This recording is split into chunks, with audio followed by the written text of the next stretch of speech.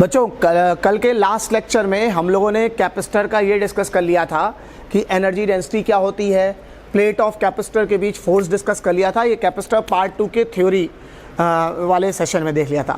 आज हम लोग और जो बेसिक चीज़ें हैं ये पैरेलल प्लेट कैपेसिटर के सारे निपटा देंगे। जरा देखो, एक बेसिक कंसेप्ट है चार्ज रीडिस्ट्रीब्यूशन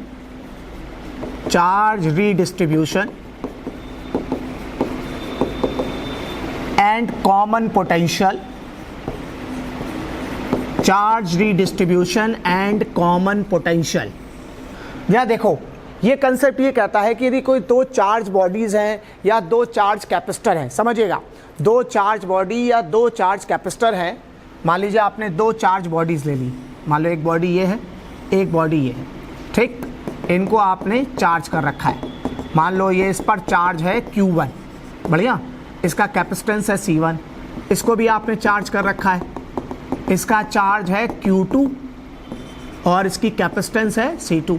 चार्ज Q1 के कारण इसका पोटेंशियल V1 है, चार्ज Q2 के कारण इसका पोटेंशियल V2 है। अब दो चार्ज बॉडी को यदि आपस में कनेक्ट कराएंगे, समझिएगा, दो चार्ज बॉडी को आपस में कनेक्ट कराएंगे तो चार्ज एक से दूसरे में जाता रहेगा, ठीक है। दो चार्ज बॉडी को आपस में कनेक्ट कराएंगे तो चार्ज एक से दूसरे में जाता रहेगा। कब तक जाता रहेगा? जब तक दोनों का पोटेंशियल बराबर ना हो जाए, और उसी को हम लोग क्या बोलते हैं? Common potential. समझ पा रहे हो? दो चार्ज बॉडी थी, एक का चार्ज Q1, एक का चार्ज Q2, एक की कैपेसिटेंस C1, एक का कैपेसिटेंस C2। चार्ज Q1 के कारण इसका पोटेंशियल V1, इसका पोटेंशियल V2। अब दो चार्ज बॉडी को आपस में कनेक्ट करेंगे तो चार्ज एक बॉडी से दूसरी बॉडी में जाता रहेगा, तब तक जाता रहेगा जब तक दोनों का पोटेंशियल बराबर ना हो जाए, और उस पोटेंशियल को हम बोलते हैं कॉमन पोटेंशियल। तो समझिएगा, बिफोर कनेक्टिंग, कनेक्ट करने के पहले, बिफोर कनेक्टिंग, कनेक्ट करने के पहले आप लोगों को पता है चार्ज का फॉर्मूला Q=CV होता था। चार्ज का फॉर्मूला Q=CV होता था। कनेक्ट करने के पहले इसका चार्ज Q1 C1 V1 हो जाएगा, ठीक। इसका चार्ज कनेक्ट करने के पहले C2 V2 हो जाएगा। ये कनेक्ट करने के पहले हो गया। आफ्टर कनेक्शन, अब आप चार्ज बॉडी को आपस में कनेक्ट कर देंगे। आफ्टर कनेक्शन, कनेक्ट करने के बाद हमने बताया कि दो चार्ज बॉडी को यदि आपस में कनेक्ट कर देते हैं तो चार्ज एक से दूसरे में जाता रहता है, और तब तक जाता रहता है जब तक दोनों का पोटेंशियल सेम ना हो जाए। जरा ये Q=CV के फॉर्मूले से V का स्टेप बनाओ तो V हो जाएगा Q/C। तो चार्ज एक से दूसरे में तब तक जाता रहता है जब तक दोनों का पोटेंशियल बराबर ना हो जाए, और जो दोनों पे पोटेंशियल बराबर हो जाता है उसे हम लोग कॉमन पोटेंशियल कहते हैं, V। तो भैया जब तुम इसको कनेक्ट कर दोगे, कनेक्ट करने के बाद ये एक कॉमन सिस्टम हो जाएगा, ये एक सिंगल सिस्टम हो जाएगा। तो V Q/C होता है, तो फॉर्मूला लगाएंगे टोटल चार्ज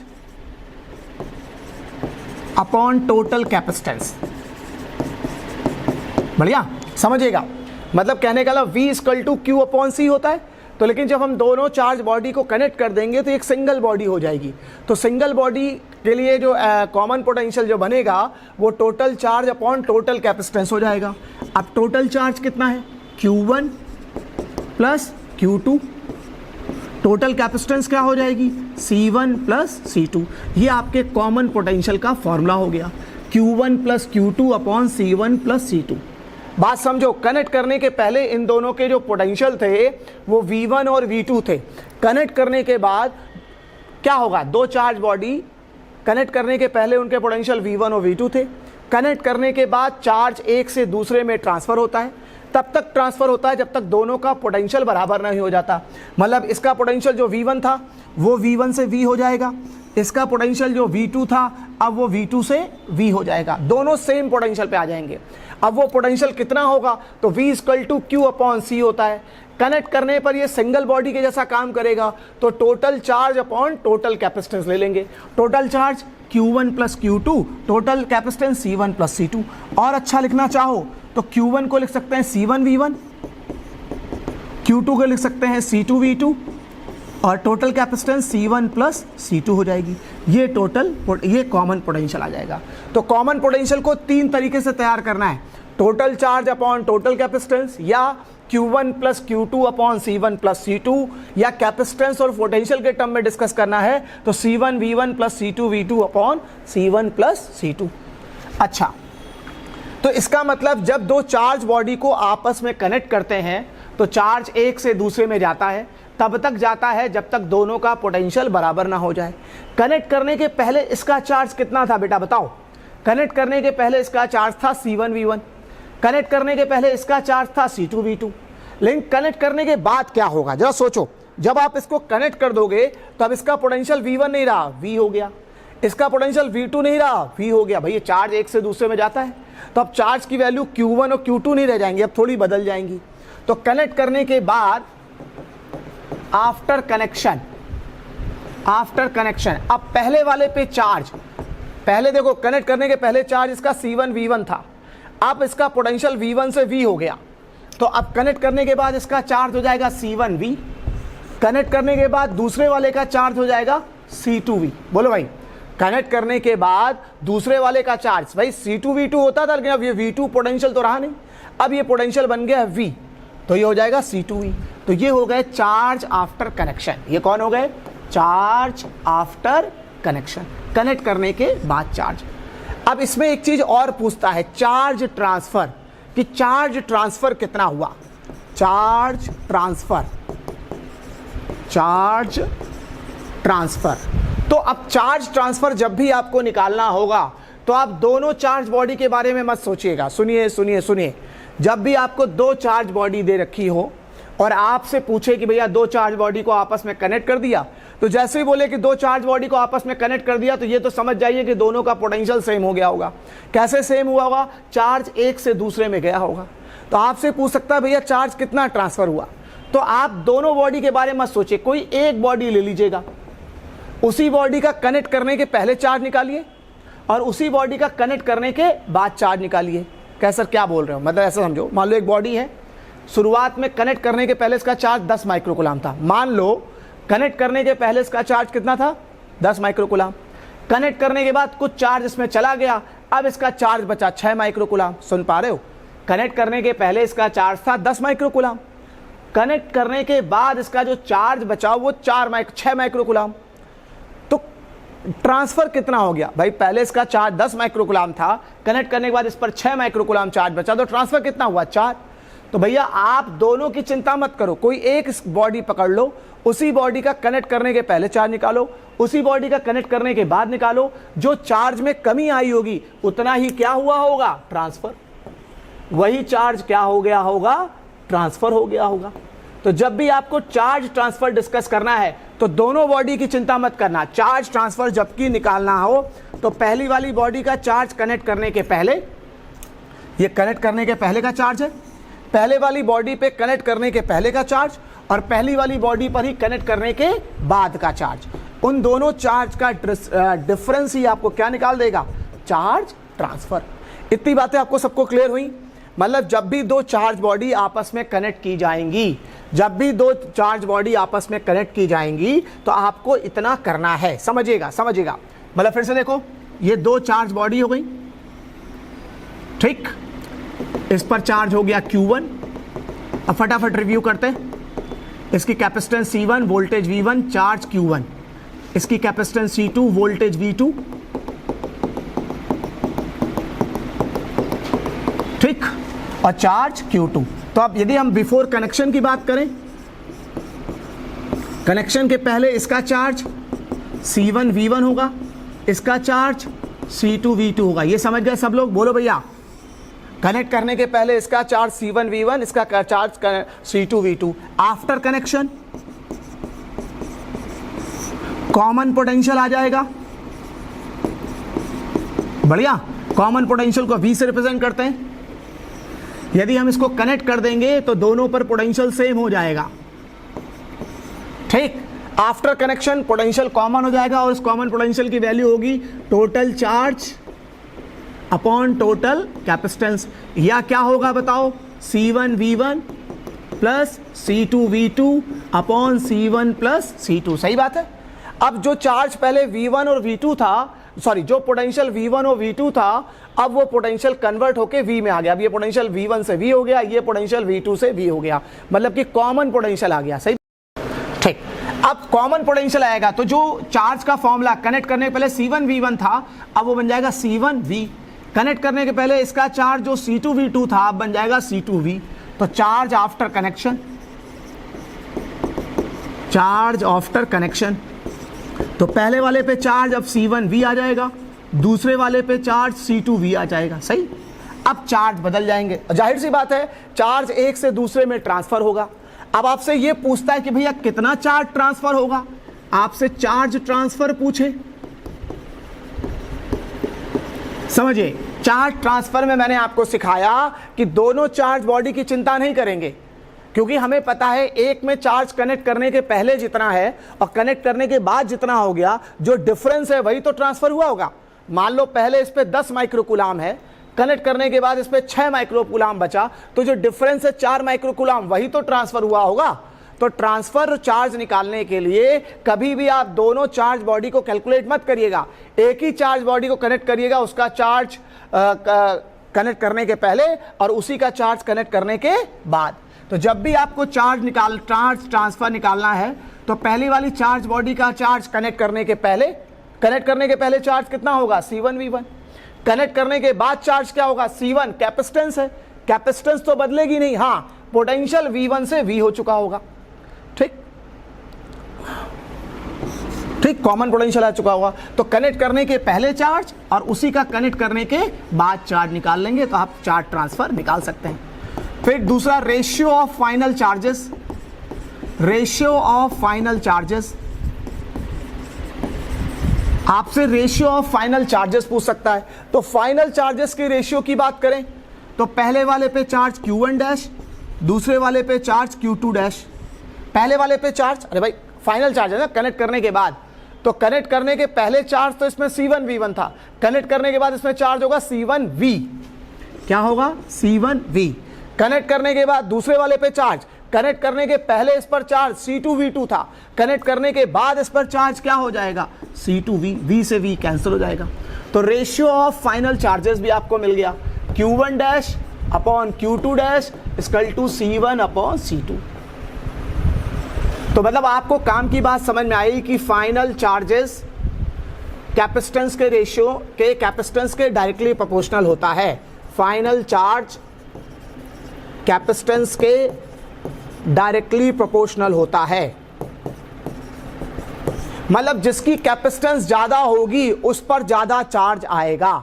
समझ पा रहे हो, जिसकी कैपेसिटेंस ज्यादा होगी उस पर ज्यादा चार्ज आएगा, जिसकी कैपेसिटेंस कम होगी उस पर कम चार्ज आएगा। समझ पा रहे हो। तो दो चार्ज बॉडीज हैं, उनको आपस में कनेक्ट कर दिया। तो मतलब आपके दिमाग में एक डिस्कशन होना चाहिए कि जब भी हम चार्ज बॉडी को आपस में कनेक्ट करते हैं तो चार्ज एक से दूसरे में जाता है, और तब तक जाता है जब तक दोनों का पोटेंशियल बराबर ना हो जाए।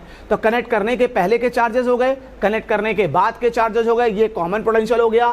तो इतनी चीजें पूछ सकता है आपसे, कनेक्ट करने के पहले के चार्ज पूछ सकता है, कनेक्ट करने के बाद का चार्ज पूछ सकता है, कनेक्ट करने पर कॉमन पोटेंशियल कितना हो जाएगा, चार्ज कितना ट्रांसफर हो जाएगा, फाइनल चार्ज का रेशियो क्या होगा, इतनी चीजें आपसे पूछ सकता है। ये क्लियर हुआ सबको।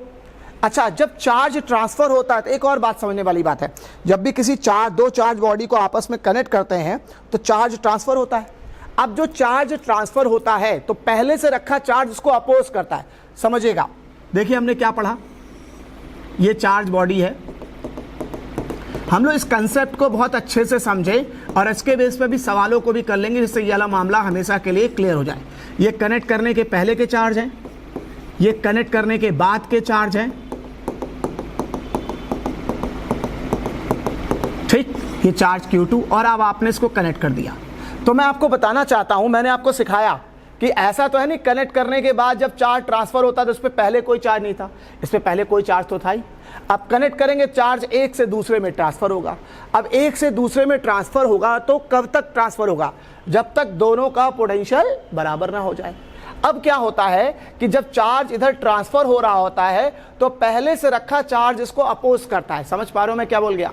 चार्ज जब ट्रांसफर हो रहा होता है तो पहले से रखा चार्ज इसको क्या करता है? अपोज करता है, जिसके कारण वर्क डन होता है, एनर्जी का लॉस होता है। तो जब भी चार्ज रीडिस्ट्रीब्यूशन की बात आएगी, जब भी ये चार्ज रीडिस्ट्रीब्यूशन की बात आएगी, जब भी चार्ज रीडिस्ट्रीब्यूशन की बात आएगी तो हमेशा एनर्जी लॉस होगा। एनर्जी क्या होगा? लॉस होगा। 12th स्टैंडर्ड में इसका डेरिवेशन भी करते हैं। यहां पर हम डायरेक्ट फॉर्मूला यूज कर सकते हैं लॉस एनर्जी का, half C1 C2 V2 minus V1 का whole square upon C1 plus C2।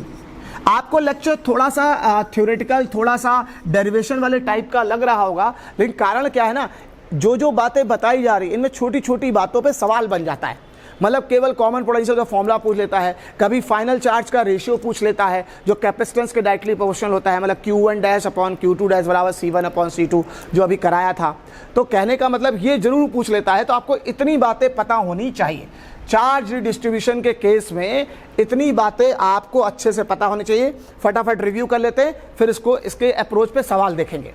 देख लो भाई, ये चार्ज रीडिस्ट्रीब्यूशन पढ़ रहे हैं। चार्ज रीडिस्ट्रीब्यूशन में दो चार्ज बॉडीज होती हैं, एक का कैपेसिटेंस C1, एक का कैपेसिटेंस C2, एक का वोल्टेज V1, एक का वोल्टेज V2। कनेक्ट करने के पहले इसका चार्ज C1 V1, कनेक्ट करने के पहले इसका चार्ज C2 V2। जब कनेक्ट कर देते हैं तो चार्ज एक से दूसरे में ट्रांसफर होता है। ठीक, तब तक ट्रांसफर होता रहता है जब तक दोनों का पोटेंशियल सेम ना हो जाए। कितना होना हो जाए? V। अब जब दोनों का पोटेंशियल V हो जाएगा तो V कॉमन पोटेंशियल होता है। कॉमन पोटेंशियल क्या होगा भाई? V equal to Q upon C होता है। देखो पूरी दुनिया जानती है V इक्वल टू क्या होता है? Q upon C। तो total charge upon total capacitance ले लेंगे। अब टोटल चार्ज कितना होगा बताओ? Q1 plus Q2। Total capacitance क्या होगा? C1 plus C2। Q1 को लिख सकते हैं C1 V1, Q2 को लिख सकते हैं C2 V2 upon C1 plus C2। अब charge after connection, charge after connection, connect करने के बाद का चार्ज। तो कनेक्ट करने के पहले चार्ज C1 V1 था, C2 V2 था। कनेक्ट करने के बाद चार्ज, अब भाई पोटेंशियल तो V1 नहीं रहा ना, V हो गया। अब ये पोटेंशियल V2 नहीं रहा, V रह गया, कॉमन पोटेंशियल पे आ गया। तो ये C1 V हो जाएगा, ये C2 V हो जाएगा। अब पूछे चार्ज कितना ट्रांसफर हुआ, तो जब भी आपको चार्ज ट्रांसफर निकालना है तो कोई एक चार्ज बॉडी ले लेंगे, ठीक है ना। जब भी आपको चार्ज ट्रांसफर निकालना होगा तो केवल कोई एक चार्ज बॉडी ले लेंगे। उसी का चार्ज कनेक्ट करने के पहले C1 V1 और उसी का चार्ज कनेक्ट करने के बाद, तो जो चार्ज में कमी आई होगी वही ट्रांसफर हो गया होगा। तो हम Q1 माइनस Q1 डैश करते हैं। रेशियो ऑफ फाइनल चार्जेस, तो फाइनल चार्जेस पहले वाले में चार्ज कितना आ गया? C1 V, दूसरे वाले में चार्ज क्या आ गया? C2 V। फाइनल चार्जेस, अरे भाई पोटेंशियल तो सेम हो जाता है ना। अब V1 और V2 नहीं रह गया, V हो गया दोनों का। तो ratio of final charges C1 upon C2 हो गया। तो फाइनल चार्जेस कैपेसिटेंस के डायरेक्टली प्रोपोर्शनल होता है। और जब भी चार्ज एक से दूसरे में ट्रांसफर होगा तो एनर्जी का लॉस होगा। एनर्जी का क्या होगा? लॉस। क्या सर ये क्यों होता है लॉस? एक्चुअली क्या है, पहले से ऑलरेडी इसके पास चार्ज है। अब जब चार्ज इधर से ट्रांसफर होना चाहता है तो पहले से रखा चार्ज उसको अपोज करता है, तो एक्स्ट्रा वर्क डन करना पड़ता है। उस वर्क डन के चक्कर में एनर्जी का क्या होता है? लॉस। और उस लॉस इन एनर्जी का formula half C1 C2 V2 minus V1 का whole square upon C1 plus C2। तो ये एक बेसिक नॉलेज हो गया। अब इस बेसिक नॉलेज पर न्यूमेरिकल बनता है। देखो क्या होता है, देखिएगा अब इस बेसिक नॉलेज पर एक न्यूमेरिकल बनता है। उस न्यूमेरिकल को हम लोग देखते हैं। दो केसेस बनते हैं। देखिए, केस 1 और दूसरा केस 2। हमें दो केस सीखने हैं जिनके बेस पर न्यूमेरिकल बनते हैं। पहला क्या है? When same polarity connected. ये तो नहीं भी बोलेगा तो भी सेम पोलरिटी कनेक्टेड वाला हो जाता है। क्या सर सेम पोलरिटी कनेक्टेड का क्या मतलब है? आपको सिखाते हैं, देखना। जैसे एक ये कैपेसिटर है, पॉजिटिव चार्ज प्लेट, ये नेगेटिव चार्ज प्लेट, इसकी कैपेसिटेंस C1, वोल्टेज V1 और चार्ज Q1। एक दूसरा चार्ज कैपेसिटर ले लो, इसकी capacitance C2, voltage V2, charge Q2। अब सेम पोलरिटी कनेक्टेड, मतलब भाई दो चार्ज बॉडी आपस में कनेक्ट करनी है, हमने अब वो दो कैपेसिटर ले लिए। अब उनकी सेम पोलरिटी कनेक्टेड हुई है। सेम पोलरिटी कनेक्टेड मतलब पॉजिटिव से पॉजिटिव जुड़ा है, नेगेटिव से नेगेटिव जुड़ा है। अब जब दो चार्ज कैपेसिटर की सेम पोलैरिटी आपस में कनेक्ट की जाएगी, इसमें कोई सेल नहीं लगा है, ये दो चार्ज बॉडी आपस में, दो चार्ज कैपेसिटर आपस में ही कनेक्ट कर दिए गए हैं। जब भी दो चार्ज कैपेसिटर आपस में ही कनेक्ट किए जाएंगे तो चार्ज एक से दूसरे में जाएगा, तब तक जाता रहेगा जब तक दोनों का पोटेंशियल बराबर ना हो जाए। तो सबसे पहले इसमें एक सवाल बनता है कॉमन पोटेंशियल का। एक सवाल बनता है कि इनमें कॉमन पोटेंशियल क्या होगा। तो कॉमन पोटेंशियल डायरेक्ट निकाल सकते हो, बताओ बेटा क्या होगा। C1V1 plus C2V2 upon C1 plus C2 हो जाएगा, ठीक। दूसरा, जब पोटेंशियल कॉमन हो जाएगा तो फाइनल चार्जेस भी पूछ सकता है कि भैया कनेक्ट करने के बाद फाइनल चार्जेस दोनों पे क्या आ जाएंगे। तो पहले वाले पे आ जाएगा C1V, दूसरे वाले पे चार्ज आ जाएगा C2V। आपसे कनेक्ट करने के पहले का कोई चार्ज पूछे तो Q1 होगा C1V1 और Q2 होगा C2V2, ठीक। तो जब भी दो चार्ज कैपेसिटर को आपस में कनेक्ट किया जाएगा सेम पोलैरिटी, मतलब जब कुछ ना बोले तो भी सेम पोलैरिटी मानते हैं, ठीक। तो पॉजिटिव से पॉजिटिव, नेगेटिव से नेगेटिव। तो सबसे पहले दो चार्ज कैपेसिटर यदि आपस में कनेक्ट करोगे तो चार्ज एक से दूसरे में जाएगा और तब तक जाता रहेगा जब तक दोनों का पोटेंशियल सेम ना हो जाए। अब ये जो V1 और V2 थे ये दोनों कन्वर्ट होके पोटेंशियल V पे आ जाएंगे, जिसको हम कॉमन पोटेंशियल कहते हैं, total charge upon total capacitance, या C1V1 plus C2V2 upon C1 plus C2। अब जब पोटेंशियल बदल जाएगा तो इन पर जो फाइनल चार्जेस C1V1 और C2V2 थे वो C1V और C2V हो जाएंगे, सही। अच्छा, और आपसे चार्ज ट्रांसफर पूछ सकता है। अब यदि आपसे चार्ज ट्रांसफर पूछे तो चार्ज ट्रांसफर निकालने के लिए मैंने बताया कि दोनों कैपेसिटर नहीं लेंगे, कोई एक कैपेसिटर ले लेंगे। इसी कैपेसिटर का कनेक्ट करने के पहले का चार्ज ले लो। इसका कनेक्ट करने के पहले इसका चार्ज क्या है, C1V1। कनेक्ट करने के बाद इसका चार्ज क्या हो जाएगा, C1V। इसी चार्ज बॉडी का कनेक्ट करने के पहले चार्ज C1V1, कनेक्ट करने के बाद चार्ज C1V, और चार्ज में जो इसके कमी आई होगी वही क्या हो गया होगा, ट्रांसफर। दूसरा, आपसे लॉस इन एनर्जी पूछ सकता है, तो वो आपके पास फॉर्मूला है half C1C2 V2 minus V1 का whole square upon C1 plus C2। ये इतनी चीजें आपसे न्यूमेरिकल में पूछ सकता है। जब दो चार्ज कैपेसिटर को आपस में कनेक्ट करोगे तो चार्ज एक से दूसरे में जाएगा, तब तक जाता रहेगा जब तक दोनों का पोटेंशियल सेम ना हो जाए। तो आपसे न्यूमेरिकल में पूछ सकता है सेम पोटेंशियल कितना होगा। फिर आपसे पूछ सकता है कि भैया पोटेंशियल दोनों का सेम हो गया, तब दोनों पे फाइनल चार्जेस क्या होंगे, C1V और C2V से निकाल सकते हो। फिर आपसे पूछ सकता है ठीक है, चार्ज एक से दूसरे में गया तो कितना ट्रांसफर हुआ। तो ट्रांसफर निकालने के लिए दोनों की चिंता मत करना, एक ले लेना, उसी का चार्ज कनेक्ट करने के पहले निकालना, उसी का चार्ज कनेक्ट करने के बाद निकालना, चार्ज का ट्रांसफर आपको निकल आएगा। जितना चार्ज में कमी आई होगी उतना चार्ज ट्रांसफर हो गया होगा। और जब भी दो चार्ज बॉडी के बीच चार्ज का ट्रांसफर होता है तो एनर्जी का क्या होता है, लॉस। और वो लॉस इन एनर्जी आप इस फॉर्मूले से निकाल सकते हैं, half C1C2 V2 minus V1 का whole square upon C1 plus C2। ये क्लियर हुआ तुम लोगों को, बात समझ में आई, कोई दिक्कत तो नहीं। चलो ठीक है। अब इसी में केस 2 आता है, when opposite polarity connected. When opposite polarity connected, when opposite polarity connected। अब यदि आप अपोजिट पोलैरिटी कनेक्ट कर देते हैं तो क्या होगा। अपोजिट पोलैरिटी कनेक्ट करने का क्या मतलब है, देखो भैया, ये कैपेसिटर हो गया, ये पॉजिटिव चार्ज प्लेट हो गई, ये नेगेटिव चार्ज प्लेट हो गई, ये पॉजिटिव चार्ज, अब यहां पर ये नेगेटिव चार्ज प्लेट हो जाएगी और ये पॉजिटिव चार्ज प्लेट हो जाएगी। यहाँ पे चार्ज Q1, यहाँ पे चार्ज Q2, यहाँ पे कैपेसिटेंस C1, यहाँ पे कैपेसिटेंस C2, इसका वोल्टेज V1, इसका वोल्टेज V2। देखो पहले वाले केस में क्या था कि कैपेसिटर की प्लेटों की सेम पोलैरिटी कनेक्ट हो रही थी, पॉजिटिव प्लेट से पॉजिटिव, नेगेटिव प्लेट से नेगेटिव, यही तो हो रहा था, बढ़िया। अब क्या है, थोड़ा सा चेंज हो गया। अब क्या चेंज हुआ, अब अपोजिट पोलैरिटी कनेक्ट की गई है। क्या की गई है, opposite polarity. Opposite polarity connect करने का मतलब क्या है कि भैया प्लस से माइनस कर दिया गया है और माइनस से प्लस कर दिया गया, समझ पा रहे हो। अब जो है प्लस से माइनस कर दिया गया है और माइनस से प्लस को कनेक्ट कर दिया, अपोजिट पोलैरिटी। अब हम ये कह सकते हैं कि अब हमारा जो चार्ज तो अभी भी ट्रांसफर होगा, अब हमारा जो कॉमन पोटेंशियल है, कॉमन पोटेंशियल याद है total charge upon total capacitance होता था, तो अब एक चार्ज तो हमारा प्लस में माना जाएगा और दूसरा वाला चार्ज किस में माना जाएगा, माइनस में।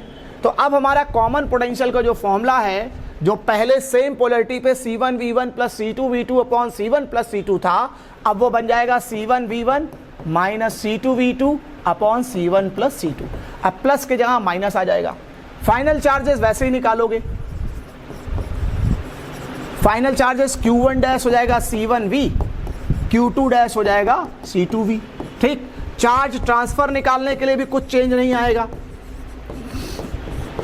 चार्ज ट्रांसफर में भी वही करो, क्या पहले वाले पे चार्ज निकालो कनेक्ट करने के पहले, और दूसरे फिर पहले वाले पे ही चार्ज निकालो कनेक्ट करने के बाद। मतलब कनेक्ट करने के पहले इसका चार्ज क्या होता था, कनेक्ट करने के पहले पहले वाले का चार्ज C1V1 होता था, कनेक्ट करने के बाद उसी पहले वाले का चार्ज C1V हो जाएगा।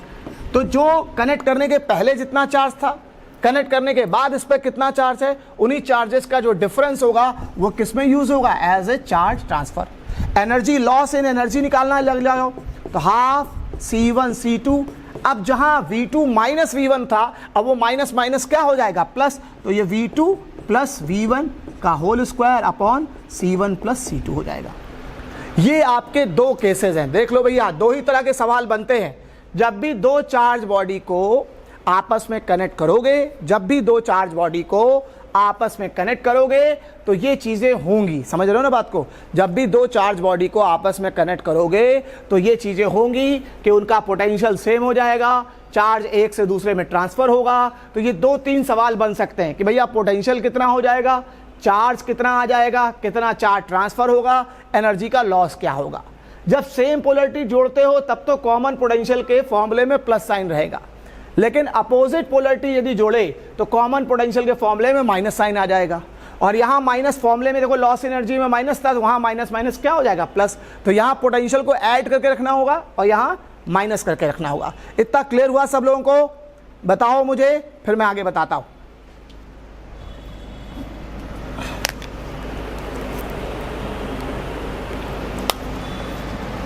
ठीक है, ये क्लियर हो गया। अब इसको और ठीक करते हैं। चलो, अब ये जो चीज़ हमने पढ़ी इसके बेस पे कैसे एक एक सवाल कर लेते तो बात क्लियर हो जाती। जरा देखो, ये लॉस इन एनर्जी या चार्ज डिस्ट्रीब्यूशन पे दो तीन तरह के सवाल बनते हैं, उन सवालों को देखते हैं। जैसे कुछ बेसिक कंसेप्ट हैं, उनको जान लोगे तो तुम्हें समझ में आ जाएगा कि मामला होता कैसे है। देखिएगा, जैसे एक सवाल बनाते हैं। पहला सवाल, एक कैपेसिटर है चार्ज प्लेट का, ठीक, इसकी कैपेसिटेंस है 3 माइक्रो फैरेड, वोल्टेज है 200 वोल्ट, ठीक। दूसरा चार्ज कैपेसिटर है जिसकी कैपेसिटेंस है 2 माइक्रो फैरेड, है ना, और इसकी वोल्टेज है 100 वोल्ट।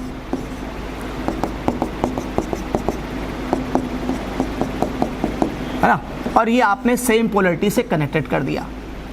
अब आपसे क्या क्या जानना चाहता है इस सवाल में? Same polarity connected, same polarity connected, connect कर रखा है। अब आपसे बताइए, जब दो चार्ज कैपेसिटर को आपस में कनेक्ट करोगे तो एक बात तो सही है कि चार्ज एक से दूसरे में जाएगा, तब तक जाएगा जब तक दोनों का पोटेंशियल बराबर ना हो जाए। तो आपसे पहला ये सवाल पूछ सकता है कि कॉमन पोटेंशियल क्या होगा। चलो भाई, कॉमन पोटेंशियल निकाल लेते हैं। कॉमन पोटेंशियल क्या होगा? C1V1 plus C2V2 upon C1 plus C2।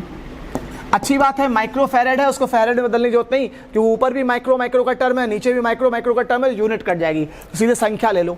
तो C1V1 3 2 जा 6, तो ये 600 हो जाएगा, ठीक। 2 1 जा 2, ये 200 हो जाएगा।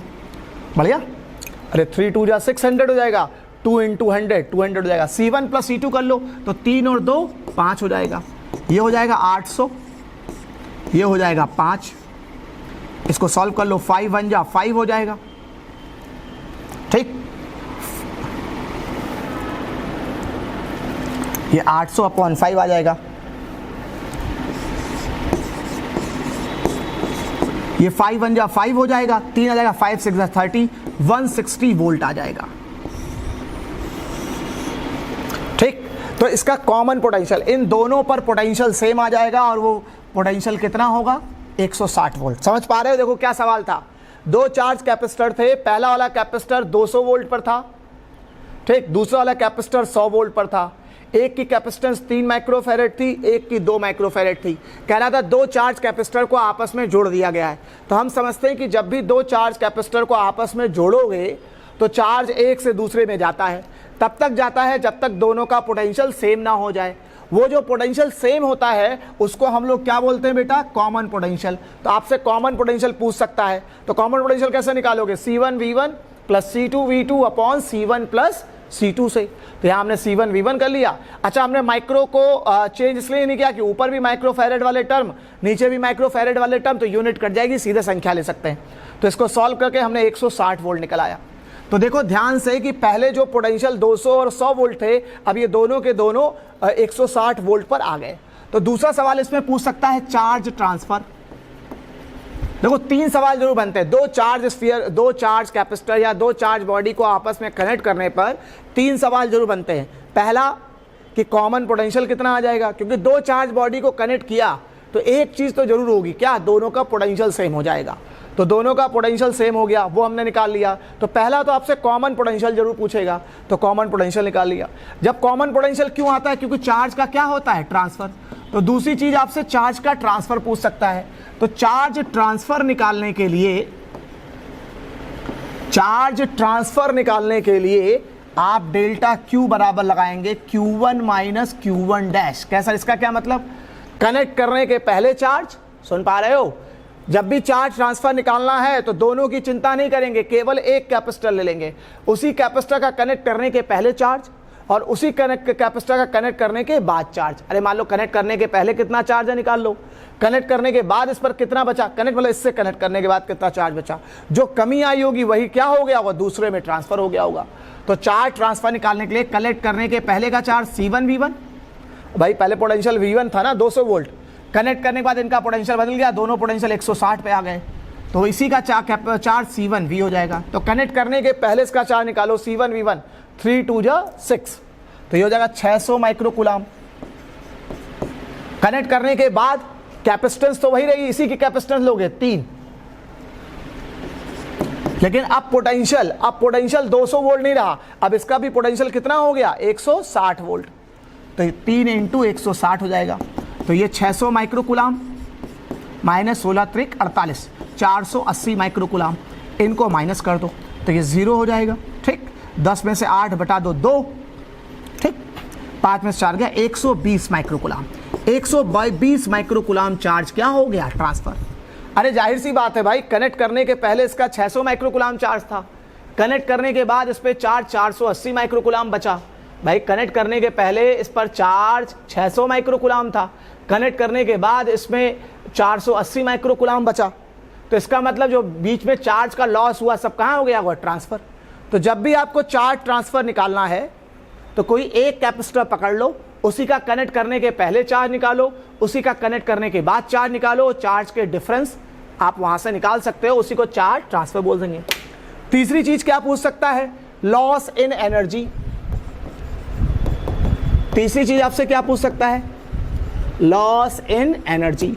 अब क्या सर ये लॉस इन एनर्जी क्या चीज है, लॉस इन एनर्जी, तो लॉस इन एनर्जी का फॉर्मूला मैंने आपको सिखाया है, half C1C2 V2 minus V1 का whole square upon C1 plus C2। ये आपका लॉस इन एनर्जी का फॉर्मूला हो गया। लॉस इन एनर्जी होता है half C1C2 V2 minus V1 का whole square upon C1 plus C2। यहाँ से आप लॉस इन एनर्जी निकाल सकते हैं। हाफ C1C2 में अब यहाँ वैल्यू रखनी पड़ेगी, जूल में निकालना पड़ता है ना, तो C1 और C2 3 माइक्रोफैरेड और 2 माइक्रोफैरेड, तो ये जगह 3 2 6 माइक्रोफैरेड, माइक्रोफैरेड -6 और -6 ये -12 हो जाएगा।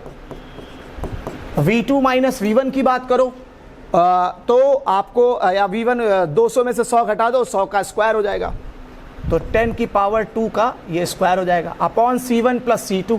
C1 प्लस C2 3 2 5 हो जाएगा, 5 माइक्रोफैरेड है, 10 की पावर -6 हो जाएगा। बस इसको सॉल्व कर लेते हैं। अब क्या सॉल्व करेंगे, देखो ये 6 हो जाएगा, ये 10 की पावर -12, ये प्लस 2 का स्क्वायर 10 की पावर 4, ये 5 × 2 10, ये 10 की पावर -6। ठीक है, तो अब ये आपका 10 से 10 की पावर -5 बन जाएगा, तो ये हो जाएगा -12, ये +4 और ये -6, 10 की पावर -6 और 10 कट के -5 हो जाएगा और -5 ऊपर चला जाएगा 10 की पावर +5 हो जाएगा। तो ये हो जाएगा 6 × -12 + 9, तो ये आपके पास आ जाएगा 6 × 10 की पावर -3 जूल या 6 मिली जूल हो जाएगा। ये आपका आंसर हो जाएगा लॉस इन एनर्जी का। तो देख लो भैया, जब दो चार्ज बॉडी, दो चार्ज कैपेसिटर आपस में कनेक्ट किए जाएंगे तो ये 3 सवाल बन सकते हैं।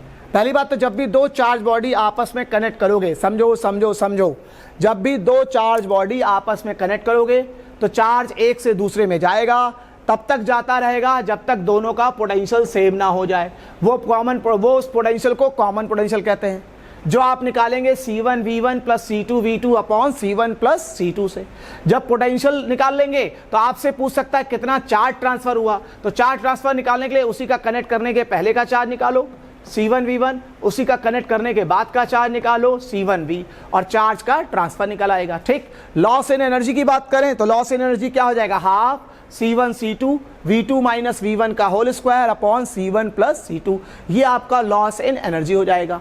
ठीक, half C1 C2 V2 - V1 का whole square upon 2C1 + C2। अब इसी में दूसरा तरह के सवाल भी आता है, अपोजिट पोलरिटी कनेक्टेड। मान लीजिए इसी सवाल को हम चेंज कर दें, ये 3 और 200 है, ये 2 और 100 है। देखो अब इसी सवाल को हम बदल दें, सेम यही सवाल है लेकिन हम केस बदल दे रहे हैं, समझिएगा। मान लीजिए इसी सवाल को दूसरी तरह से करते हैं, अपोजिट पोलरिटी कनेक्टेड वाला सवाल बन जाए। मतलब आपको हम क्या कर रहे हैं, थ्योरी कंसेप्ट बता रहे हैं, फिर उससे रिलेटेड सवाल बता दे रहे हैं कि आपको ये बात क्लियर हो जाए कि आखिर ये यूज कैसे होता है। जरा देखो, मान लीजिए फिर यही दे रखा हो,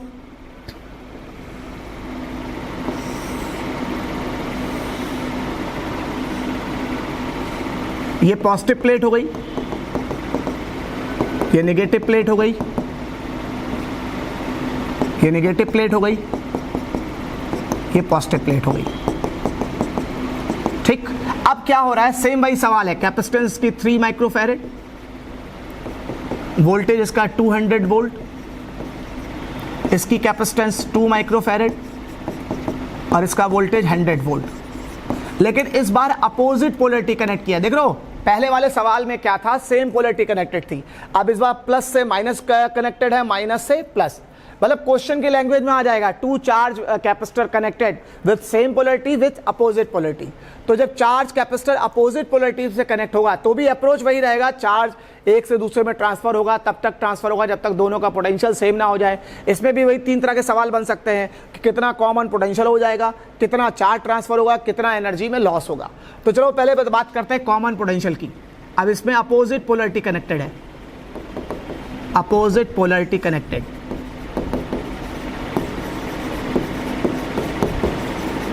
समझिएगा।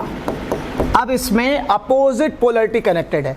अब यदि अपोजिट पोलरिटी कनेक्टेड हो तो चाहे सेम पोलरिटी कनेक्टेड हो, हर केस में चार्ज एक से दूसरे में जाएगा, तब तक जाता रहेगा जब तक दोनों के पोटेंशियल बराबर ना हो जाएं। लेकिन अपोजिट पोलरिटी कनेक्ट होने में जो कॉमन पोटेंशियल का फॉर्मूला, जो पहले C1V1 + C2V2 upon C1 + C2 था, अब बीच में माइनस साइन आ जाएगा। तो क्या आएगा बताओ, C1V1 - C2V2 upon C1 + C2 हो जाएगा। इसको सॉल्व कर लो। C1V1 की बात करें तो 3 × 2 600। अब याद करो पहले वाले में प्लस हुआ था, अब क्या होगा, माइनस 600। ये हो जाएगा 2 × 1 200। अपोजिट पोलरिटी कनेक्ट होने में यही खास बात होती है, C1V1 + C2V2 जो होता था उसमें कॉमन पोटेंशियल फॉर्मूला, यहाँ पे माइनस साइन आ जाएगा। नीचे कैपेसिटेंस का कोई साइन नहीं होता, वो तो प्लस में रहेगा।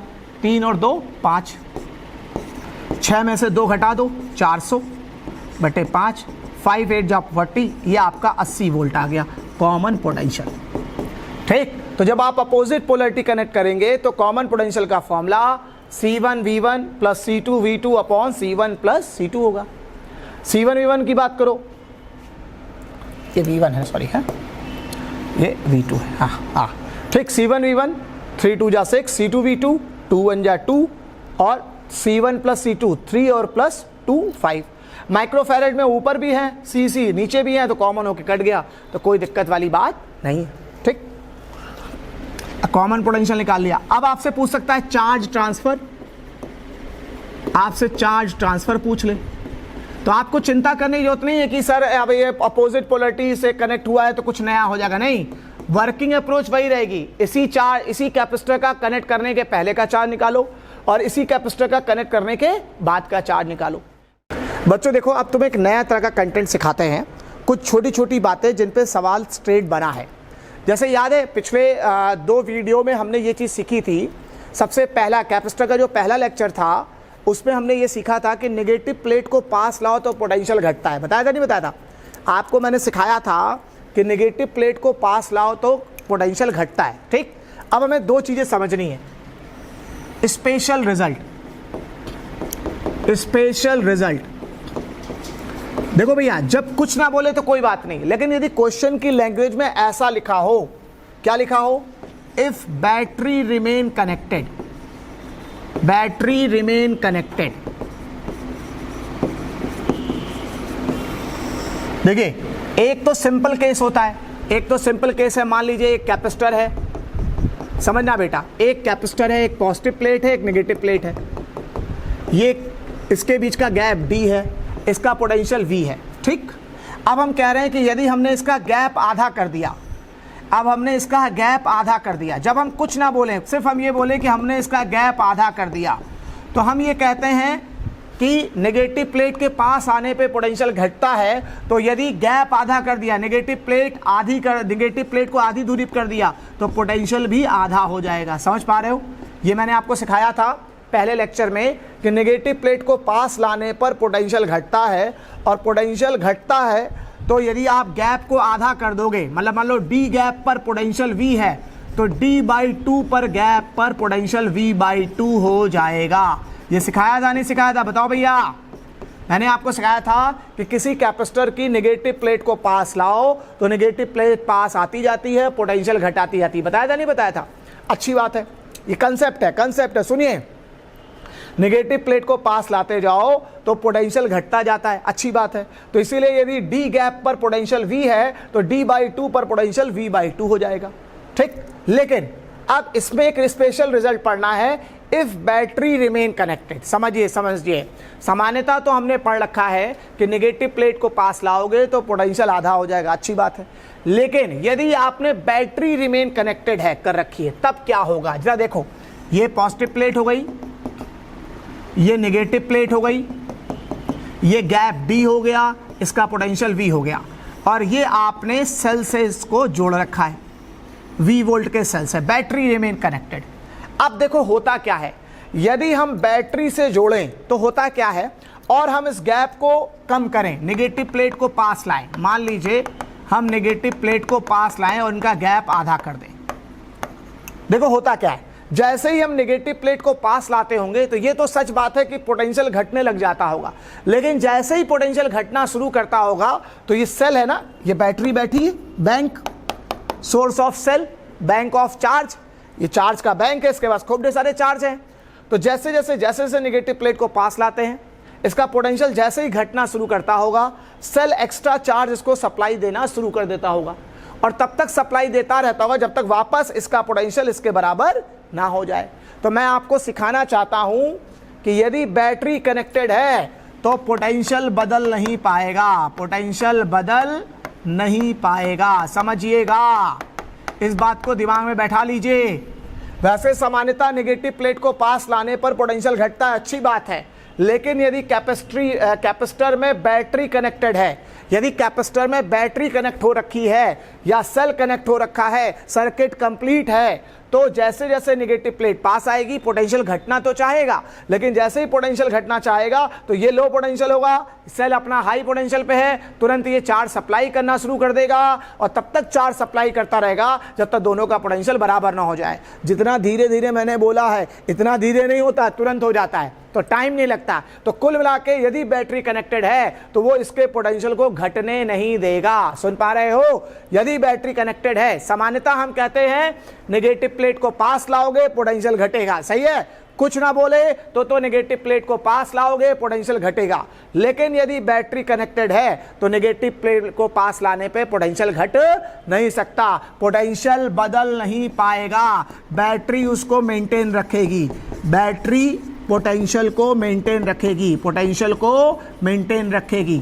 मेंटेन मतलब कम पड़ेगा, मतलब समझो कम पड़ेगा तो दे देगा, ज्यादा पड़ेगा तो ले लेगा। समझ पा रहे हो कैसा रहा? जैसे ही आप उल्टा सोचो, नेगेटिव प्लेट को पास लाने पर इसका पोटेंशियल घटता है तो ये चार्ज इसको दे देता था, पोटेंशियल मेंटेन कर देता था। ऐसे नेगेटिव प्लेट को दूर ले जाओगे तो पोटेंशियल बढ़ेगा, तो जब पोटेंशियल बढ़ेगा तो हो सकता है सेल से ज्यादा पे हो जाए तो ये इससे चार्ज ले लेगा, लेकिन पोटेंशियल को मेंटेन रखेगा, मतलब इसका पोटेंशियल सेल के पोटेंशियल के बराबर रहेगा, ना घटने देगा ना बढ़ने देगा।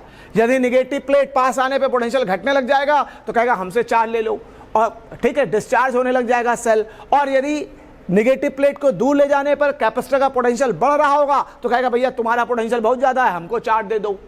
तो कुल मिला के पोटेंशियल को मेंटेन रखेगा, पोटेंशियल को चेंज होने नहीं देगा। कब? जब बैटरी रिमेन कनेक्टेड हो। यदि बैटरी कैपेसिटर की प्लेटों से बैटरी कनेक्टेड है तो इसका पोटेंशियल बदल नहीं सकता, चाहे नेगेटिव प्लेट को पास लाओ चाहे नेगेटिव प्लेट को दूर लाओ। नेगेटिव प्लेट को पास लाओगे, पोटेंशियल यदि घटने लग जाएगा तो ये खुद हाई पोटेंशियल पे होगा, ये इसको चार्जिंग दे देगा, चार्ज दे देगा, इसको इसका पोटेंशियल अपने बराबर कर देगा।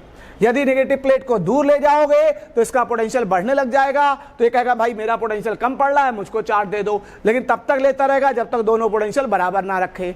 कुल मिला के ये जो सेल है, ये जो बैटरी है, वो पोटेंशियल को मेंटेन रखेगी। समझ पा रहे हो? दो चीजें दिमाग में बैठा लो। यदि सेल नहीं लगी है तो सामान्यतः प्लेटों के बीच का गैप कम करने पर पोटेंशियल कम हो जाएगा, लेकिन यदि बैटरी लगी हुई है तो पोटेंशियल बदल नहीं पाएगा। क्लियर हो गया? बैटरी लगी हुई है तो पोटेंशियल बदल नहीं लग पाएगा, बैटरी पोटेंशियल को मेंटेन रखेगी।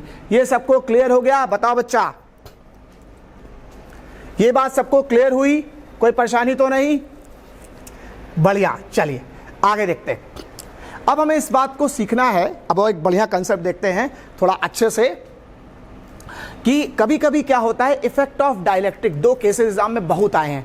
मैं आपको जो जो छोटे छोटे टुकड़ों में बता रहा हूं ना, ये सब सीधे सवाल हैं, तुरंत लगाओ तुरंत फायदा वाले, ये तुरंत रिजल्ट हैं, एग्जाम में आते ही हैं, आप इनसे बच नहीं सकते। जरा देखिए, effect of dielectric, effect of dielectric, effect of dielectric when battery remain connected. अभी अभी हमने पढ़ा ना, बैटरी कनेक्ट हो रही होती तो पोटेंशियल नहीं बदलता। अब वही हम डिस्कस करते हैं कि बैटरी कनेक्ट कर रखी है और डाइलेक्ट्रिक भी डाल दिया। Effect of dielectric when battery remain connected, when battery remain connected. समझिएगा, effect of dielectric when battery remain connected. जरा सोचो, एक कैपेसिटर है, मेरी बात को समझिएगा, ये एक कैपेसिटर है, ध्यान दो बेटा, ये एक कैपेसिटर है पॉजिटिव चार्ज प्लेट का, ये कैपेसिटर है नेगेटिव चार्ज प्लेट का। ठीक, शुरुआत में इसकी कैपेसिटेंस C1, इसका चार्ज इसकी कैपेसिटेंस C, इसका चार्ज Q, इसका पोटेंशियल V और एनर्जी U। ये शुरुआत वाली वैल्यू है और बैटरी रिमेन कनेक्टेड है। ठीक, ये इनिशियल वैल्यूज है। कौन सी वैल्यू है? Initial value. ठीक, मतलब एक चार्ज कैपेसिटर है जिसकी कैपेसिटेंस C है, जिसका चार्ज Q है, उसका पोटेंशियल V है और एनर्जी स्टोर U है। ठीक, ये इनिशियल वैल्यू है। अब कह रहा है effect of dielectric when battery remain connected. अब आपने इसके अंदर डाइलेक्ट्रिक मीडियम डाल दिया,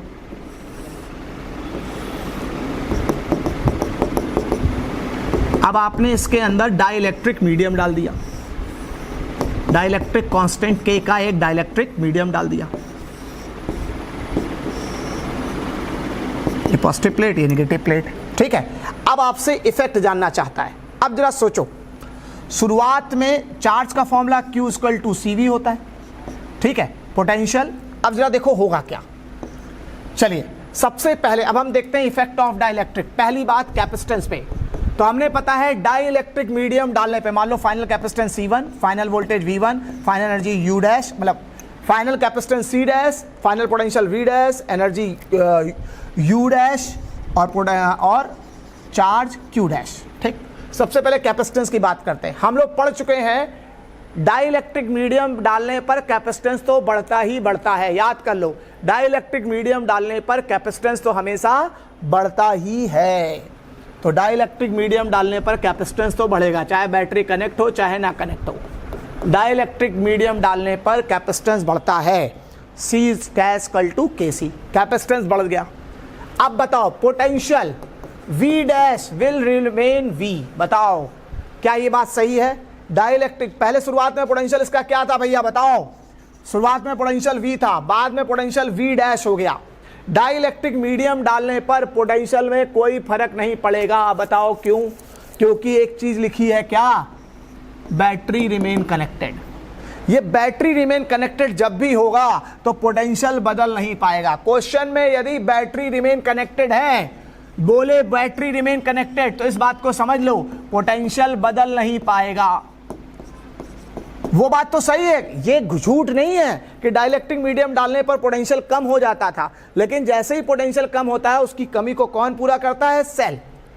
ठीक है, तो पोटेंशियल विल रिमेन कांस्टेंट, तो पोटेंशियल में कोई फर्क नहीं पड़ेगा। चार्ज की बात करो, चार्ज में दो चीजें आती हैं भाई, चार्ज का formula Q equal to CV होता है ना, तो कैपेसिटेंस तो K टाइम्स बढ़ गया और पोटेंशियल वही रहेगा, तो चार्ज पहले का K टाइम्स बढ़ जाएगा। बोलो भाई, चार्ज का formula Q equal to CV होता है, तो चार्ज में दो फैक्टर है, कैपेसिटेंस और वोल्टेज, तो कैपेसिटेंस तो K टाइम्स बढ़ गया और वोल्टेज वैसा ही रहेगा, तो ओवरऑल चार्ज पहले का K टाइम्स बढ़ गया। तो यदि बैटरी कनेक्टेड है, बैटरी कनेक्टेड शब्द बोले आपके मन में आ जाए कि पोटेंशियल बदल नहीं सकता, तो बैटरी कनेक्टेड है और आपने डाइलेक्ट्रिक मीडियम डाल दिया।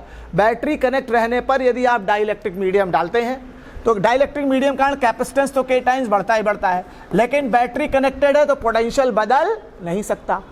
चार्ज कितना हो जाएगा? तो Q इक्वल टू CV होता है, कैपेसिटेंस आपका K टाइम्स बढ़ गया है, पोटेंशियल में कोई चेंज नहीं आया, तो ओवरऑल K टाइम्स चार्ज बढ़ जाएगा। एनर्जी की बात करते हैं, एनर्जी का फॉर्मूला होता है हाफ CV। बोलो भाई, एनर्जी के फॉर्मूले में दो चीजें होती हैं, एनर्जी के फॉर्मूले में भी दो फैक्टर हैं, कैपेसिटेंस और वोल्टेज। अब जरा देखो, एनर्जी का फॉर्मूला हाफ CV होता है, तो एक तो कैपेसिटेंस K टाइम्स बढ़ गया है और वोल्टेज वही रहेगी, half CV square, sorry energy formula half CV square होता है, तो कैपेसिटेंस तो K टाइम्स बढ़ गया है और पोटेंशियल में कोई फर्क नहीं आएगा क्योंकि पोटेंशियल रिमेन सेम, तो ये हाफ CV स्क्वायर का K टाइम्स आ गया, तो एनर्जी भी K टाइम्स बढ़ जाएगी। देखो भैया, देखो बैटरी कनेक्ट रहने पर एक बात पहले याद करो, सुनो, बैटरी कनेक्ट रहने पर एक चीज याद करो कि पोटेंशियल बदल नहीं सकता। बैटरी कनेक्ट रहने पर एक बात याद कर लो, पोटेंशियल बदल नहीं सकता। ये बात सबको समझ में आई? बैटरी कनेक्ट होने पर एक बात याद कर लो कि पोटेंशियल बदल नहीं सकता। अब यदि आप इसके अंदर डाइलेक्ट्रिक मीडियम डालोगे, एक तो कैपेसिटेंस K टाइम्स बढ़ जाएगा, कैसा चार्ज कितना हो जाएगा? तो चार्ज का formula Q equal to CV होता है। अब कैपेसिटेंस K टाइम्स बढ़ गया, पोटेंशियल वैसा ही बना रहा, तो ओवरऑल K टाइम्स चार्ज बढ़ जाएगा, C इंटू V पुराना वाला चार्ज है, तो चार्ज भी K टाइम्स बढ़ जाएगा। एनर्जी का फॉर्मूला हाफ CV स्क्वायर होता है, कैपेसिटेंस तो K टाइम्स बढ़ गया, वोल्टेज वही रह गया, तो हाफ CV स्क्वायर का K टाइम्स ही आ गया, मतलब एनर्जी भी K टाइम्स बढ़ जाएगी। तो बैटरी कनेक्ट होने पर पोटेंशियल सेम रहेगा, चार्ज, एनर्जी और कैपेसिटेंस K टाइम्स बढ़ जाएगा, टाइम्स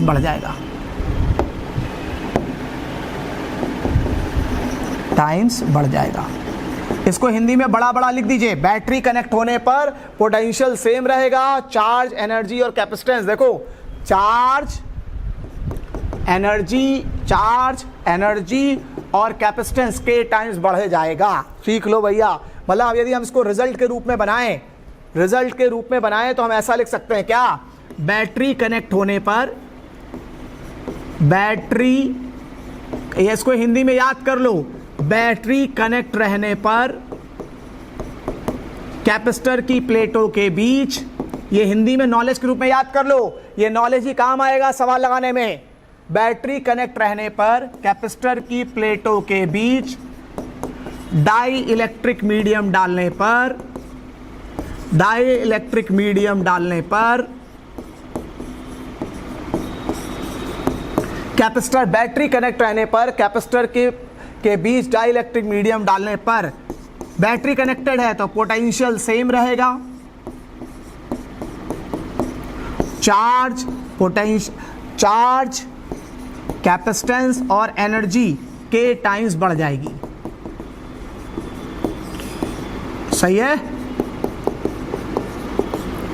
सीखो सीखो सीखो। बैटरी कनेक्ट रहने पर कैपेसिटर के बीच डाई इलेक्ट्रिक मीडियम डालने पर पोटेंशियल सेम रहेगा। ये बहुत बड़ा कंसेप्ट है कि यदि कैपेसिटर की प्लेटों को यदि आपने सेल से जोड़ रखा है तो चाहे डाइलेक्ट्रिक मीडियम डालो, चाहे डाइलेक्ट्रिक मीडियम निकालो, चाहे नेगेटिव प्लेट को पास लाओ, चाहे नेगेटिव प्लेट को दूर जाओ, पोटेंशियल बदल नहीं सकता, क्योंकि जो भी कम ज्यादा होगा सब कौन संभालेगा, सेल। वो कहेगा यदि पोटेंशियल घट रहा है तो हम कह रहे हैं हम चार्ज दे रहे हैं, पोटेंशियल बढ़ रहा है तो हमें चार्ज दे दो, कुछ भी करोगे बैटरी उस चीज को मेंटेन कर लेगी। तो बैटरी कनेक्ट रहने पर कैपेसिटर के बीच डाइलेक्ट्रिक मीडियम डालने पर पोटेंशियल सेम रहेगा, चार्ज, कैपेसिटेंस और एनर्जी के टाइम्स बढ़ जाएगी। मतलब V डैश V रहेगा, कैपेसिटेंस के टाइम्स बढ़ जाएगी, चार्ज के टाइम्स बढ़ जाएगा, एनर्जी के टाइम्स बढ़ जाएगी। ठीक है, this is the result on inserting dielectric medium between plates of capacitor while battery remain connected,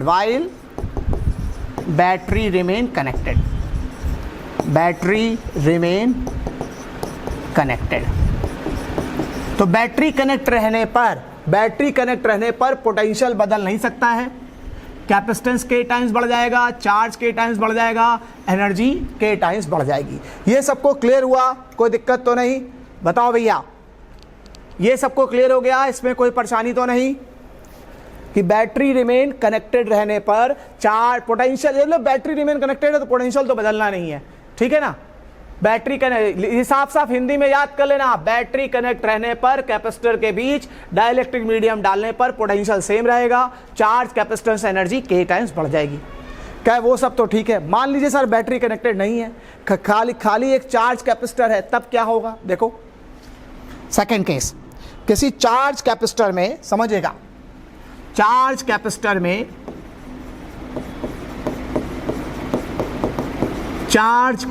में डाइलेक्ट्रिक मीडियम डालने पर